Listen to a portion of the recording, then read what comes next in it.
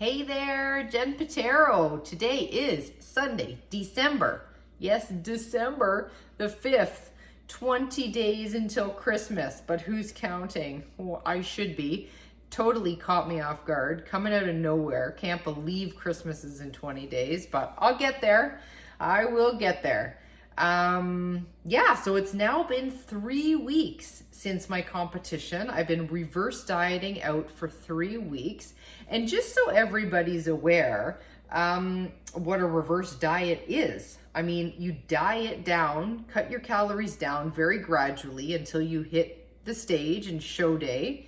And then after that, it's not as though you can just open up the floodgates and eat all of the things for a couple of reasons. A, your body would be super mad at you.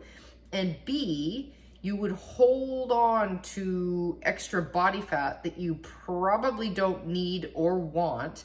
And you've worked so darn hard to get your body composition where it is that, and I'm sure most people, want to maintain as much muscle as possible, build as much muscle as quickly as possible, right? Coming back out of this, and minimize the amount of fat, unnecessary fat. You need fat. Like, I know that weight that I was at, the status I was in, stepping on that stage, is not optimal. For many reasons, it's not optimal. I feel that I did it as healthy a way as I possibly could. And we know, like talking to Robert, I know that my hormones were good. Like, I was feeling good. We didn't need to drop calories below 1,400, for goodness sakes.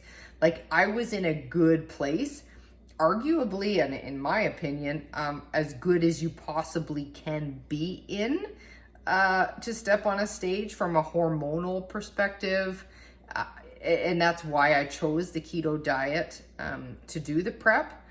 But I know it's not ideal, right? I cannot sustain that. I need to reverse diet, so gradually increase my calories. The same way I gradually decrease them, gradually increase them to get my body back to a happy, healthy state where I can continue to build muscle and work on my body composition and just enjoy life, be happier for my friends and family. So that's what I'm doing right now, reverse dieting out, but it's not easy. I think this is harder. It is, for me, harder than the cut down into the show. At least with the show, you've got a goal. You're looking forward to the stage. You're looking forward to highlighting all of your hard work. With the reverse diet, what do you have to look forward to? Putting on weight, watching the scale go up. And there's no specific target. And so my head just spins. And like I say, I worked hard to build the muscle. I want to maintain the muscle. So how do I do this the best way so that I can start building muscle as quickly as possible, maintain the muscle that I've built, and not put on unnecessary fat? So it's been a struggle. And I think week 3 has been the hardest for me to keep on track with my macros. It's almost as though, I'm good. Like I stuck to the macros reasonably well for the first 2 weeks. And then this 3rd week, I'm just now been in a rush to get more protein in my body so that I feel better and I'm building more muscle. And then B, it's life. Adjusting to normal life, right? We're not in a pandemic situation anymore. My job relies on me communicating with, interacting with other people, and a lot of it happens over the course of a meal. So I've battled with that a little bit. And in fact, I have put on 2.5 pounds this week. So last Saturday and Sunday, I was 120.6 pounds. Today, I'm 123, which it's not ideal. Like, I'm sort of looking at optimally putting on about 1 pound a week. So this was a bit more than I would have expected, but I'm also been eating. I haven't been eating properly. properly. Okay, so some of you may call me crazy. I've been eating extra protein. I have not been sticking to these macros. And so, you know, there are two keto camps. One is a higher protein camp. I think that's incredibly hard on your kidneys. And I prefer, and Robert, this is the reason I'm working with Robert, is because he's of this mindset as well, is that it's optimal to have high healthy fats and moderate, like adequate protein with low carbs. So I want enough protein to be building and maintaining muscle mass, but I also want to have high healthy fats for hormonal health. And I mean, if you think about your body, every cell within your body, the outer membrane of that cell, what is it made of?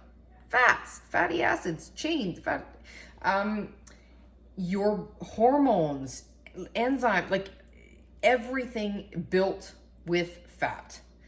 Outside of muscle, right? Muscle is protein, of course, but so much of your body is made up of fats. So that's why I feel this is the way I want to eat.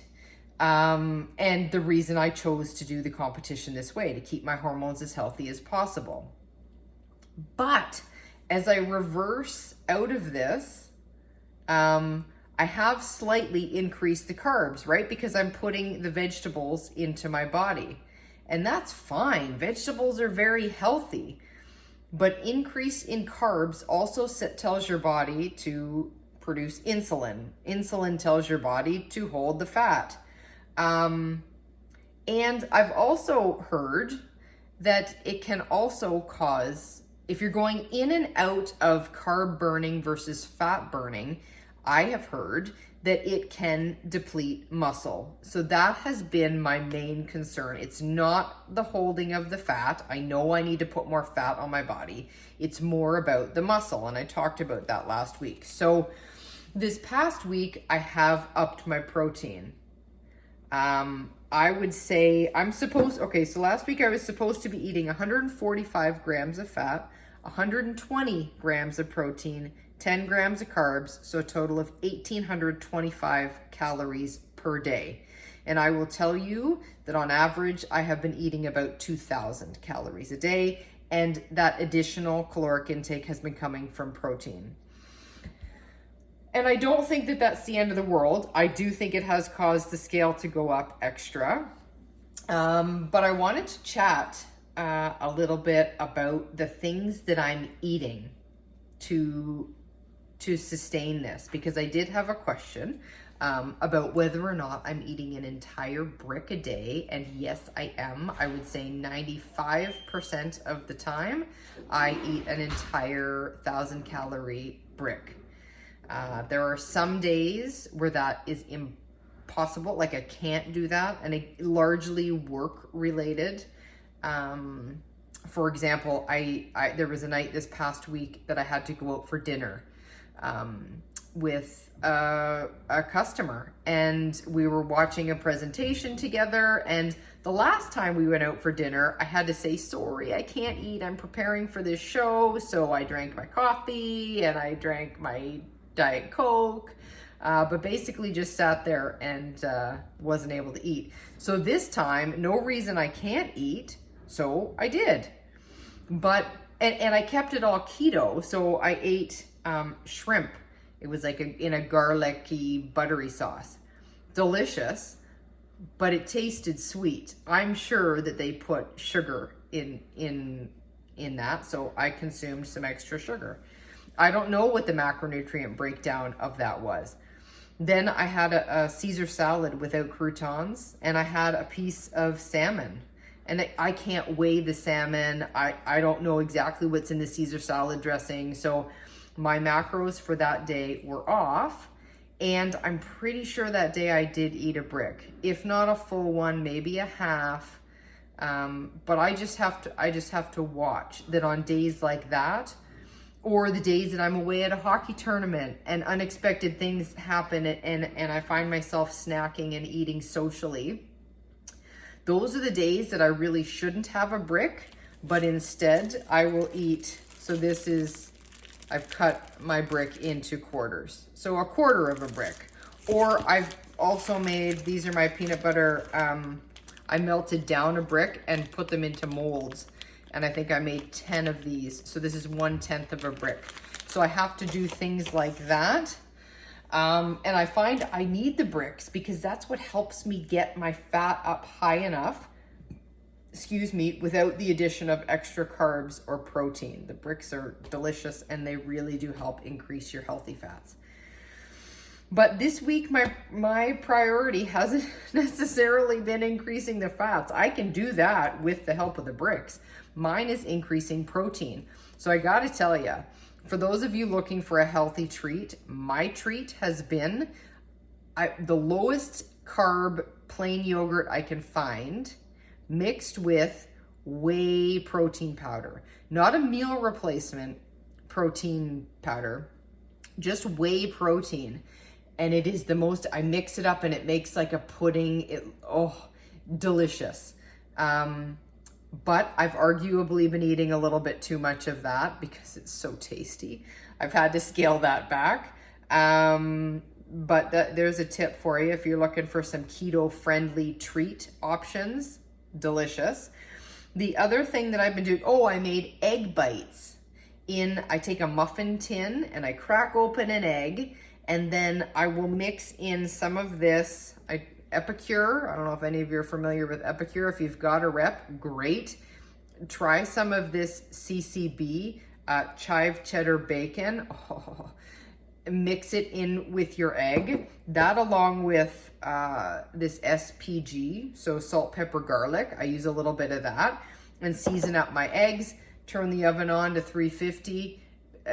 Bake it up and pop them out. Those are some easy, delicious keto-friendly treats that are helping me get some extra protein. If you're using an entire egg, of course, though, you are going to be adding fat and carbohydrates there.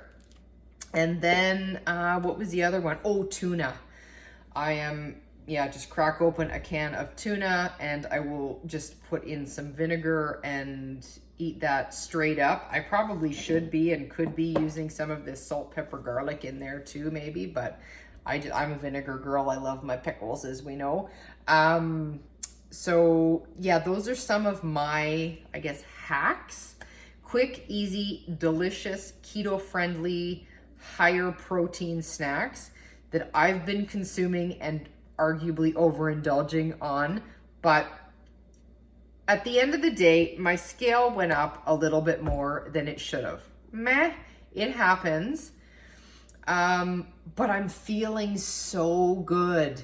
I'm feeling, my energy level, but I'm in a better mood altogether. The hangriness is gone. The libido is coming back. I'm feeling like my body is in a really good place. I'm pushing harder in the gym. As much as I'm still rocking the same program that Mel put together for me that I used to get myself to peak week. I've continued on with that and probably will for another couple of weeks. I was chatting with her the other day. I love the program. It's going well and I'm able to do more, and I feel like I am really starting to build more muscle already, which is great.